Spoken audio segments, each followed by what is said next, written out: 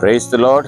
Good news, ಶುಭ ವಾರ್ತೆಗೆ ನಿಮ್ಮೆಲ್ಲರನ್ನು ಕೂಡ ಈ ಒಂದು ಮುಂಚಾನೆ ಸಮಯದಲ್ಲಿ ಸ್ವಾಗತಿಸುವವನಾಗಿದ್ದೇನೆ. ಈ ದಿನದ ವಾಕ್ಯ ಭಾಗಕ್ಕಾಗಿ 2 ಕೊರಿಂಥದವರಿಗೆ ಬರೆದ ಪತ್ರಿಕೆ 4ನೇ ಅಧ್ಯಾಯ 8ನೇ ವಚನವನ್ನ ನಾವು ನೋಡ್ತಾ ಇದ್ದೇವೆ.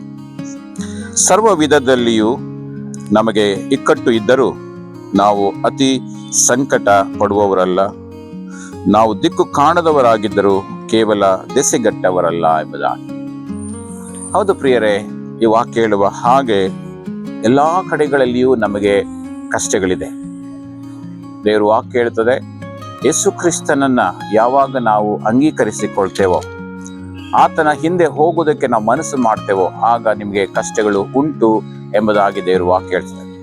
ಯೋಹಾನನಿಗೆ ಬರೆದ ಸುವಾರ್ತೆಯಲ್ಲಿ ನಾವು ನೋಡ್ತೇವೆ, ಈ ಲೋಕದಲ್ಲಿ ನಿಮಗೆ ಕಷ್ಟಗಳುಂಟು, ಧೈರ್ಯವಾಗಿರಿ ಎಂಬುದಾಗಿ. ಅದೇ ರೀತಿಯಲ್ಲಿ ವಾಕ್ಯ ಕೂಡ ಹೇಳ್ತದೆ, ಸರ್ವ ವಿಧದಲ್ಲಿಯೂ ನಿಮಗೆ ಕಷ್ಟಗಳು ಇಕ್ಕಟ್ಟು ಇದ್ದರೂ ನಾವು ಅತಿ ಸಂಕಟ ಪಡುವವರಲ್ಲ ಎಂಬುದಾಗಿ. ಹೌದು ಪ್ರಿಯರೇ, ನಮ್ಮ ಎಲ್ಲ ಕಷ್ಟಗಳ ಮಧ್ಯದಲ್ಲಿಯೂ, ನಮ್ಮ ಎಲ್ಲ ಇಕ್ಕಟ್ಟುಗಳ ಮಧ್ಯದಲ್ಲಿಯೂ ದೇವರು ನಮ್ಮ ಪರವಾಗಿ ಯುದ್ಧ ಮಾಡುವವನಾಗಿದ್ದ. ಕೀರ್ತನೆಗಾರನು ಬರೆಯುವ ಹಾಗೆ, ದೇವರು ಎದ್ದು ಹೊರಡುವಾಗ ವೈರಿಗಳು ಚದುರಿಸಲ್ಪಡುವರು ಎಂಬುದಾಗಿ.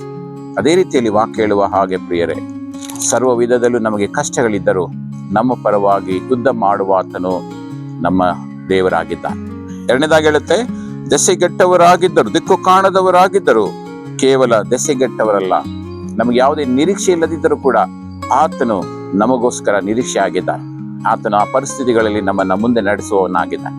ಅದರಿಂದ ಈ ಲೋಕದಲ್ಲಿ ಏನೇ ಕಷ್ಟಗಳು ಇದ್ದರೂ, ಏನೇ ಸಮಸ್ಯೆಗಳಿದ್ದರೂ ನಮ್ಮ ದೇವರು ನಮಗೋಸ್ಕರ ಯುದ್ಧ ಮಾಡ್ತಾನೆ, ನಮ್ಮನ್ನು ನಡೆಸುವವನಾಗಿದ್ದಾನೆ. 1 ಯೋಹನ್ನ 4:4 ಹೇಳುವ ಹಾಗೆ, ಲೋಕದಲ್ಲಿ ಇರುವವನಿಗಿಂತ ನನ್ನಲ್ಲಿರುವ ಆತನು ಹೆಚ್ಚಿನವನಾಗಿದ್ದಾನೆ ಎಂಬುದಾಗಿ. ಹಾಗಾಗಿ ನನ್ನಲ್ಲಿರುವವನು ಹೆಚ್ಚಿನವನಾಗಿದ್ದಾನೆ, ನಮ್ಮನ್ನ ಮುಂದೆ ನಡೆಸ್ತಾರೆ.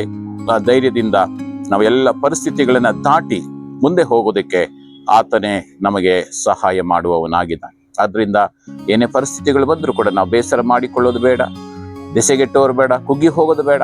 ದೇವರು ನಮಗಾಗಿದ್ದಾನೆ ಎಂಬ ಒಂದು ನಂಬಿಕೆಯೊಂದಿಗೆ ನಾವು ಮುಂದೆ ಹೋಗೋಣ. ದೇವರು ನಮಗೆ ಜಯವನ್ನು ಕೊಡುವವನಾಗಿದ್ದಾನೆ. ಪ್ರಾರ್ಥನೆ ಮಾಡಿಕೊಳ್ಳೋಣ.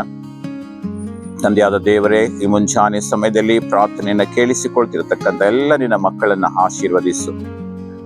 ಹೌದು ಕರ್ತನೆ, ನಾವು ಅನೇಕ ಕಷ್ಟಗಳಲ್ಲಿ, ಹೋರಾಟಗಳಲ್ಲಿ ದಿಕ್ಕು ಇಲ್ಲದೆ ಇರುವಾಗಲೂ, ದೆಸೆಗೆಟ್ಟವರಾಗಿದ್ದಲು ಸ್ವಾಮಿ, ನೀನು ನಮಗೆ ಎಲ್ಲವೂ ಆಗಿದೆ. ಎಲ್ಲವನ್ನು ಬದಲಾಯಿಸಲು ಶಕ್ತನು ನೀನಾಗಿದ್ದೆ ಕರ್ತನೆ. ಅಪ್ಪ, ಎಲ್ಲವನ್ನು ಮಾಡುವುದಕ್ಕೆ ಶಕ್ತನು ನೀನಾಗಿದೆ. ನನ್ನ ಮಕ್ಕಳ ಪರವಾಗಿ ನೀನು ಇದ್ದಿ, ಅದಕ್ಕಾಗಿ ನಿನಗೆ ಸ್ತೋತ್ರ. ನಮಗೆ ನಿರೀಕ್ಷೆಯನ್ನು ಕೊಟ್ಟಿದ್ದೆ, ಅದಕ್ಕಾಗಿ ಸ್ತೋತ್ರ. ಹೊಸ ಬಲವನ್ನು ಕೊಟ್ಟಿದ್ದೆ, ಅದಕ್ಕಾಗಿ ಸ್ತೋತ್ರವಾಗಲಿ. ಅಪ್ಪ, ಈ ಒಂದು ವಾಕ್ಯವನ್ನು ಕೇಳಿಸಿಕೊಟ್ಟು ಎಲ್ಲರೂ ಕೂಡ ಉತ್ತೇಜನಗೊಳ್ಳಲಿ, ಬಲಗೊಳ್ಳಲಿ. ಧೈರ್ಯವಾಗಿ ನಿನ್ನನ್ನು ಹಿಂಬಾಲಿಸುವುದಕ್ಕೆ ಅವರನ್ನ ಬಲಪಡಿಸಿ ನಡೆಸು. ನೀನು ಮಹಿಮೆ ಹೊಂದಿಕೋ.